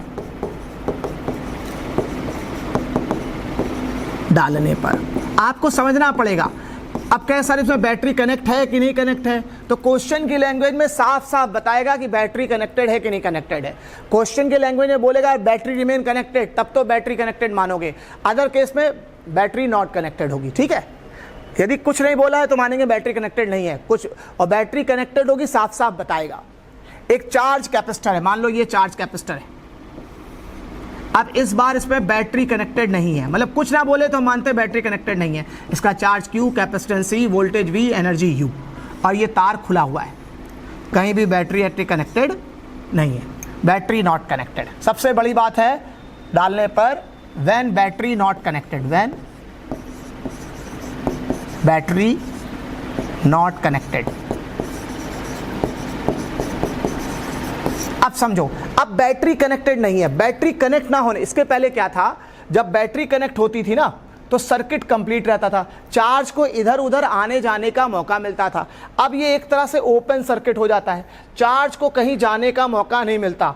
तो जब बैटरी कनेक्टेड नहीं है तब चार्ज कांस्टेंट रहेगा, जब बैटरी कनेक्टेड नहीं है, याद कर लो कब क्या कांस्टेंट रहता है, जब बैटरी कनेक्टेड रहती है तो पोटेंशियल कांस्टेंट रहता है। समझ पा रहे हो, जब बैटरी कनेक्टेड रहती है तो पोटेंशियल कांस्टेंट रहता है, और जब बैटरी नहीं कनेक्टेड होती है तो कौन कांस्टेंट होता है? चार्ज, क्योंकि ये ओपन सर्किट है, चार्ज को कहीं इधर उधर जाने का मौका नहीं मिलता। जो बेचारा पॉजिटिव चार्ज जो यहां पड़ा है वो यहां पड़ा रहेगा, जो नेगेटिव चार्ज यहां पड़ा है वो यहां पड़ा रहेगा। तो व्हेन बैटरी नॉट कनेक्टेड, तब चार्ज कांस्टेंट रहेगा। क्या कांस्टेंट रहेगा? चार्ज कांस्टेंट रहेगा। ध्यान रखिएगा, जब बैटरी कनेक्टेड नहीं है तो क्या कांस्टेंट रहेगा? चार्ज कांस्टेंट रहेगा, क्योंकि चार्ज को मूव होने का इधर से उधर मौका। ठीक है, जब बैटरी कनेक्टेड नहीं है तो क्या कांस्टेंट रहेगा बेटा? चार्ज कांस्टेंट रहेगा। समझिएगा, जब बैटरी कनेक्टेड नहीं है तो चार्ज कांस्टेंट रहेगा। चार्ज कैसे कांस्टेंट रहेगा? चार्ज इसलिए कांस्टेंट रहेगा कि ये ओपन सर्किट जैसा है, चार्ज को इधर उधर आने जाने का कहीं मौका नहीं मिलेगा, तो वहीं फंस जाएगा। तो बैटरी कनेक्टेड नहीं है तो चार्ज कांस्टेंट रहेगा, Q डैश बराबर Q हो जाएगा। ठीक, उसके बाद देखो, समझिए, अब कैपेसिटेंस तो हमेशा K टाइम्स बढ़ती है, बैटरी कनेक्टेड हो चाहे ना कनेक्टेड हो, कैपेसिटेंस तो डाइलेक्ट्रिक मीडियम डालने पर बढ़ेगी ही बढ़ेगी, इसकी तो आपको चिंता करनी ही नहीं है। उसके बाद आ जाओ पोटेंशियल की बात, तो पोटेंशियल होता है Q अपॉन C। अब बताओ, चार्ज तो वही है लेकिन कैपेसिटेंस आपका K टाइम्स बढ़ गया है। ठीक, भाई पोटेंशियल का फॉर्मूला Q अपॉन C होता है, तो चार्ज तो वही है, बैटरी कनेक्टेड नहीं है तो चार्ज कांस्टेंट रहेगा, कैपेसिटेंस K टाइम्स बढ़ गई, तो ये पहले वाले पोटेंशियल का K टाइम्स आ जाएगा, वो भी 1/K टाइम्स। अरे भाई Q अपॉन C पहला वाला पोटेंशियल होता था ना, तो ये पहले वाले पोटेंशियल का 1/K टाइम्स हो जाएगा। एनर्जी की बात करो, एनर्जी क्या होती है? एनर्जी क्या होती है? एनर्जी का फॉर्मूला आपने हाफ QV पढ़ा है कभी? एनर्जी का फॉर्मूला आपने हाफ QV पढ़ा होगा। तो चार्ज तो कांस्टेंट रहेगा, तो चार्ज तो चार्ज रहेगा, पोटेंशियल पहले का 1/K हो जाएगा, पोटेंशियल पहले का 1/K हो जाएगा डाइलेक्ट्रिक मीडियम डालने पर, तो ये एनर्जी पहले की 1/K टाइम्स हो जाएगी। ठीक है, तो इस बात को सीखो, बैटरी नॉट कनेक्टेड रहने पर समझो समझो समझो, कैपेसिटेंस K टाइम्स बढ़ेगी, चार्ज कांस्टेंट रहेगा, एनर्जी 1/K टाइम्स हो जाएगी, पोटेंशियल 1/K टाइम्स हो जाएगा। ठीक, ये आपको पता होना चाहिए। ये आपका इफेक्ट ऑफ डाइलेक्ट्रिक मीडियम हो गया। मतलब समझो, सामान्यतः डाइलेक्ट्रिक मीडियम डालने पे मैंने क्लास में सिखाया भी था कि पोटेंशियल घटता है, ठीक है, लेकिन पोटेंशियल तब नहीं घट पाएगा जब बैटरी कनेक्टेड होगी। तो दो बातें आपको सीखनी है कि बैटरी कनेक्टेड है तो पोटेंशियल कांस्टेंट रहेगा। सुन पा रहे हो? बैटरी कनेक्टेड है तो कौन कांस्टेंट रहेगा? पोटेंशियल। याद कर लो, बैटरी कनेक्टेड है तो सेल बैठा है, पोटेंशियल को मेंटेन कर लेगा। लेकिन जब बैटरी कनेक्टेड नहीं है तो ये ओपन सर्किट जैसा काम करेगा, चार्ज को कहीं आने जाने का मौका नहीं मिलेगा, तब चार्ज कांस्टेंट रहेगा। समझ रहे हो? और बैटरी कनेक्टेड तो साफ साफ बोलेगा बैटरी कनेक्टेड है, जब बैटरी नहीं कनेक्टेड होगी तो कुछ बोलेगा नहीं। तो जब कुछ नहीं बोला तो मान लो बैटरी कनेक्टेड नहीं है, डाइलेक्ट्रिक मीडियम डालने पर पोटेंशियल घट जाएगा, एनर्जी घट जाएगी, कैपेसिटेंस तो K टाइम्स बढ़ता ही बढ़ता है लेकिन चार्ज कांस्टेंट रहता है। तो इस बात को सीखो, बैटरी कनेक्टेड है तो कौन कांस्टेंट रहेगा? बताओ भाई मुझे। बैटरी कनेक्टेड है तो क्या कांस्टेंट रहेगा? पोटेंशियल। बैटरी नहीं कनेक्टेड है तो क्या कांस्टेंट रहेगा? चार्ज। ये बात सबको क्लियर हो गई? ये केसेस क्लियर हो गए सबको? बताओ मुझे, फिर आगे डिस्कस करते हैं नई तरह की चीजें।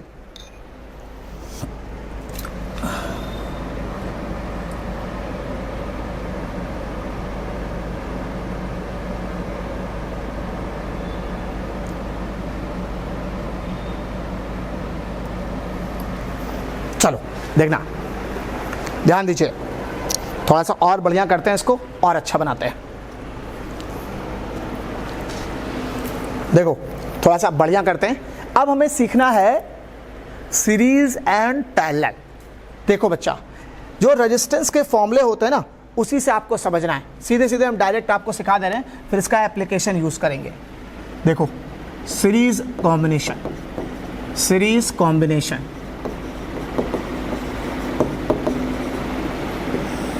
अच्छा, एक और चीज, करंट इलेक्ट्रिसिटी में जिस तरह से हमने रेजिस्टेंस जोड़ना आपको सिखाए थे, पॉइंट लगाओ मेथड और जो है सिमेट्रिकल वाले केस, बीट स्टोन ब्रिज, वो सारी चीजें कैपेसिटर में भी एज इट इज यूज हो जाती है, बस फॉर्मूला पलट जाता है। देखो सीरीज कॉम्बिनेशन क्या होता है। अब हम कैपेसिटर को सीरीज में जोड़ दे रहे हैं, ये देखिए इस तरह से, ये C1, C2 और C3। तो जो आपने करंट इलेक्ट्रिसिटी में सीखा वही बात है, V वोल्ट का एक सप्लाई दे दी, इसका वोल्टेज V1, इसका वोल्टेज V2, इसका वोल्टेज V3। तो सीरीज कॉम्बिनेशन में चार्ज क्या रहेगा, सेम, सब कुछ जो आपका करंट इलेक्ट्रिसिटी जैसा है वही सब कुछ है, ठीक है। तो सारा का सारा बस फॉर्मूला करंट इलेक्ट्रिसिटी वाले से उल्टा होता है। तो सीरीज कॉम्बिनेशन में यदि हम टोटल पोटेंशियल बनाएं तो V equal to V1 plus V2 plus V3 हो जाएगा, ठीक। यहाँ से V इक्वल टू हो जाएगा Q अपॉन C, यहाँ V1 हो जाएगा Q अपॉन C1, क्योंकि सीरीज में चार्ज तो सेम है। V2 हो जाएगा Q अपॉन C2, V3 हो जाएगा Q upon C3, Q common होकर कट जाएगा तो 1 upon C equal to 1 upon C1, 1 upon C2, 1 upon C3 हो गया। ये सीरीज कॉम्बिनेशन के लिए इफेक्टिव कैपेसिटेंस का फॉर्मूला हो गया। तो सीरीज कॉम्बिनेशन में इफेक्टिव कैपेसिटेंस का फॉर्मूला हो गया। तो इसमें भी वो वाले बेसिक रिजल्ट भी काम कर ले जाएंगे, बस वही। अरे रजिस्टर में पैरेलल का फॉर्मूला होता था, कैपेसिटर में ये सीरीज का फॉर्मूला है, सेम ही है। या जब भी आपको कैपेसिटर की कॉम्बिनेशन का फॉर्मूला याद करना हो तो याद कर लेना रेजिस्टेंस वाले का उल्टा होगा। रेजिस्टेंस में जो पैरेलल का फॉर्मूला था वो यहाँ सीरीज में हो जाएगा, जो रेजिस्टेंस में वहाँ सीरीज का फॉर्मूला था वो यहाँ पैरेलल में हो जाएगा। समझ पा रहे हो क्या बोल गया? जब भी कैपेसिटर की कॉम्बिनेशन याद करनी हो तो याद कर लेना कि रेजिस्टेंस का उल्टा वाला फॉर्मूला लगेगा। जो रेजिस्टेंस में वहाँ पैरेलल वाला फॉर्मूला होता था वो यहाँ कैपेसिटर के सीरीज में काम आएगा, जो वहाँ रेजिस्टेंस के सीरीज वाला फॉर्मूला था वो यहाँ पैरेलल में काम आएगा, ठीक। मान लो दो कैपेसिटर सीरीज में लगे हैं तो यहाँ इसकी equivalent capacitance C1 C2 upon C1 plus C2 हो जाएगी। यदि आइडेंटिकल कैपेसिटर हैं C N टाइम्स तो ये equivalent capacitance C by N आ जाएगी। ये आपको ये तीनों केसेस मैंने डायरेक्ट इसलिए करा दिए क्योंकि इस तरह के अप्रोच को हम लोगों ने रेजिस्टेंस में बहुत अच्छे से सीखा था। तो यहाँ हमने डायरेक्ट सिखा दिया कि सीरीज कॉम्बिनेशन में जो फॉर्मूला होता है वो रेजिस्टेंस के पैरेलल वाला हो जाता है। तो पैरेलल में जो फॉर्मूला 1/R1, 1/R2, 1/R3 चलता था वो यहाँ कैपेसिटर के सीरीज में चलेगा, 1/C1, 1/C2, 1/C3। इसी तरह से पैरेलल कॉम्बिनेशन देख लो, पैरेलल कॉम्बिनेशन ऑफ कैपेसिटर। देखिए ये C1, ये C2, यहाँ पैरेलल में सीरीज वाला फॉर्मूला चलेगा। समझ पा रहे हो बात को? पैरेलल में चार्ज अब अलग अलग हो सकते हैं लेकिन पोटेंशियल सबका सेम होगा। अरे भाई जब करंट इलेक्ट्रिसिटी में इतना सीख रखा है इसलिए यहाँ डायरेक्ट कर ले रहे। तो यहाँ पैरेलल में सीरीज वाला फॉर्मूला लगेगा तो C इक्विवेलेंट हो जाएगा C1 plus C2 plus C3 हो जाएगा। आइडेंटिकल हो, यदि सारे कैपेसिटर आइडेंटिकल हो, मान लीजिए n कैपेसिटर आइडेंटिकल हो, सब C हो तो C equivalent N into C आ जाएगा, ठीक। तो आप इस बात को समझिए कि सीरीज और पैरेलल वाले जो फॉर्मूले हैं वो रेजिस्टेंस वाले फॉर्मूलों के जैसे ही हैं। सीरीज और पैरेलल वाले फॉर्मूले रेजिस्टेंस वाले फॉर्मूलों के जैसे ही हैं, बस सीरीज में पैरेलल वाला फॉर्मूला लगेगा। सीरीज और पैरेलल वाले फॉर्मूले रेजिस्टेंस वाले फॉर्मूले के जैसे हैं लेकिन उल्टे स्टाइल के। जो वहाँ रेजिस्टेंस में पैरेलल वाला होता था वो यहाँ सीरीज में यूज होगा, जो सीरीज रेजिस्टेंस में सीरीज वाला होता था वो यहाँ पैरेलल में यूज होगा, ठीक है। अब हम इसका यूज करते हैं, जा देखिएगा। अब हम लोग एक बढ़िया सवाल बनाते हैं, कुछ छोटे छोटे सवाल बनाते हैं जो आपको सीखने का मौका मिले। जैसे देखो ये सवाल देखो, बहुत बेसिक सा सवाल। ये दे रखा है 2 माइक्रोफैरेड, 2 माइक्रोफैरेड, 2 माइक्रोफैरेड। ये आइडेंटिकल कैपेसिटर सीरीज में लगे हुए हैं। जैसे करंट इलेक्ट्रिसिटी में इक्विवेलेंट रेजिस्टेंस निकालते थे वैसे यहाँ निकालोगे, इसलिए इसके सवाल यहाँ बहुत कम कर रहे हैं। हम वो वाला सवाल करेंगे जिस पे एग्जाम में ज़्यादा आता है, ठीक। एक फिक्स वैरायटी। पहले देखो 2 माइक्रोफैरेड, 2 माइक्रोफैरेड, 2 माइक्रोफैरेड है। तो अब देखो ये तीनों कैपेसिटर पहली बात तो आइडेंटिकल हैं, तो आइडेंटिकल कैपेसिटर होंगे तो फॉर्मूला आता है C बाई N। याद है किसी को? अब ये भी कराया था। देखो आइडेंटिकल कैपेसिटर सीरीज में लगे हो C तो क्या होगा C बाई N। बोलो आइडेंटिकल कैपेसिटर सीरीज में लगे हो, अरे पैरेलल में सिखाया था, R रेजिस्टेंस पैरेलल में लगे हो, N resistance R by N हो जाता था सीरीज में ना, तो यहाँ उल्टा फॉर्मूला लगता है, सीरीज में पैरेलल वाला फॉर्मूला लगता है। तो C आइडेंटिकल कैपेसिटर सीरीज में लगे हो तो C बाई N हो जाता है। तो इसी तरह से इसमें जो है दो माइक्रोफैरेड के 3 लगे हैं तो यहाँ इक्विवेलेंट कैपेसिटेंस 2 माइक्रोफैरेड और नंबर ऑफ कैपेसिटेंस 3, तो ये 2/3 माइक्रोफैरेड आ जाएगा इक्विवेलेंट कैपेसिटेंस। सही ना?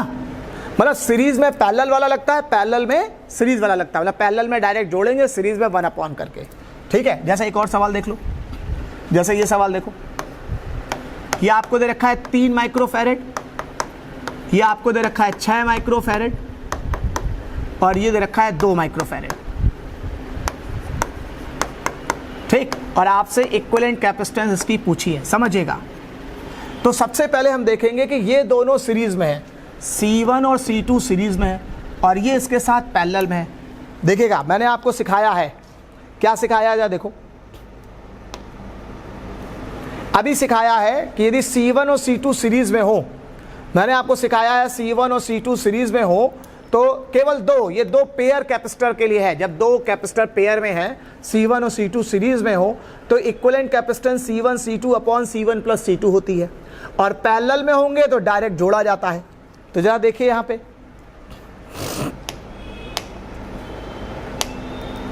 ये देखो यहां 3 और 6 ये दोनों कैपेसिटर सीरीज में है, तो पहले इनकी वैल्यू निकाल लो। कैसे निकालोगे? C1 C2 upon C1 plus C2 से। मान लो इसका नाम C डैश कह लो।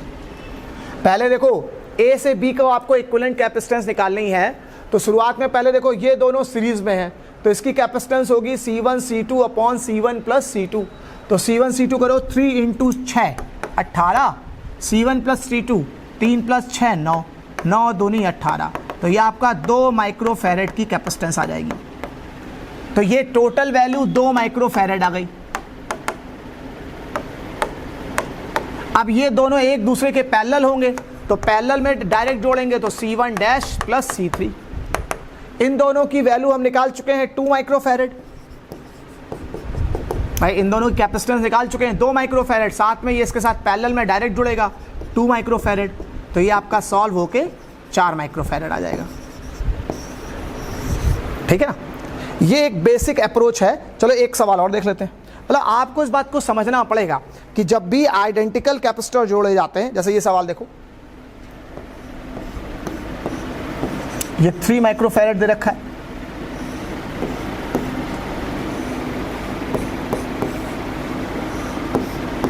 अब ये सवाल देखो बेटा, ये दे रखा है A, ये दे रखा है B, ये दे रखा है 2 माइक्रोफैरेड, ये दे रखा है 2 माइक्रोफैरेड और ये रखा है 2 माइक्रोफैरेड। समझिएगा। अब हम इसको यूज करते हैं। कैसे यूज करेंगे? पहले पुरानी बातों पे आओ फिर से। हमने आपको सिखाया कि जब भी आइडेंटिकल कैपेसिटर सीरीज में लगे होते हैं तो इक्विवेलेंट कैपेसिटेंस C/N होती है। बताओ भैया, हमने आपको सिखाया जब भी आइडेंटिकल कैपेसिटर सीरीज में लगे होते हैं तो इक्विवेलेंट कैपेसिटेंस C/N होती है। मतलब मान लो C के 3 पार्ट लगे हैं तो C/3, C के 4 पार्ट लगे हैं C/4। तो जब भी एक जैसे कैपेसिटर सीरीज में लगे होंगे तो C/N होगा। अब जरा यहां देखो, इस सवाल में 2 और 2 माइक्रोफैरेड एक सीरीज में है, बोलो ये आइडेंटिकल है कि नहीं? 2 और 2 माइक्रोफैरेड सीरीज में है, ये आइडेंटिकल है। तो इतने की वैल्यू पहले हम निकाल लें। समझिएगा, पहले हम इतने की वैल्यू निकाल लेते हैं। इतने की वैल्यू C/N से। C मतलब एक का कैपेसिटेंस, N का मतलब नंबर ऑफ कैपेसिटर, मतलब कितना? 2। तो ये आ जाएगा 1 माइक्रोफैरेड। ये किसी समझ में आया? अरे यहाँ 2 के 2 माइक्रोफैरेड 2 कैपेसिटर है तो 2/2 हो जाएगा। 2 के 4 होते तो 2/4 हो जाता। 2 के 5 होते तो 2/5 हो जाता। यहाँ 2 माइक्रोफैरेड वाले 2 थे तो 2/N हो गया। C/N, N मतलब नंबर ऑफ कैपेसिटर कितने? 2, तो ये 1 माइक्रोफैरेड आ गया। तो इस पूरे की वैल्यू आपकी 1 माइक्रोफैरेड हो गई। अब 1 माइक्रोफैरेड इसके साथ पैरेलल है, पैरेलल में डायरेक्ट जोड़ते हैं। ये देखो, पैरेलल जब कैपेसिटर होते हैं तो उनकी कैपेसिटेंस को डायरेक्ट जोड़ते हैं। देखो यहाँ C1 C2 C3 पैरेलल थे तो C1 plus C2 plus C3 हो गया। तो पैरेलल में कैपेसिटर्स को डायरेक्ट जोड़ते हैं। तो 2 सीरीज में थे तो सीरीज C/N हो गया 1 माइक्रोफैरेड। ये इसके साथ पैरेलल है, 1 और 2 टोटल कितना हो जाएगा? 3 माइक्रोफैरेड। तो अब आपके पास जो रिजल्ट बचा ये 3 माइक्रोफैरेड का हो गया, ये भी 3 माइक्रोफैरेड का हो गया, ये भी। अब फिर वही बात है, 2 आइडेंटिकल कैपेसिटर आ गए सीरीज में। जब भी 2 आइडेंटिकल कैपेसिटर सीरीज में होंगे तो C इक्विवेलेंट हमेशा C/N होगा। बताओ भैया, जब भी आइडेंटिकल कैपेसिटर सीरीज में होंगे तो इक्विवेलेंट कैपेसिटेंस C/N आ जाएगा। तो यहां से 3/2 माइक्रोफैरेड आ जाएगा। ठीक है, ये सबको क्लियर हो गया? इतने में कोई दिक्कत तो नहीं? बताओ बच्चा, इतना कंटेंट आज के वीडियो में देख लीजिए। नेक्स्ट वीडियो में आपको सर्किट और उससे संबंधित चीजें और हम आपको सिखाएंगे।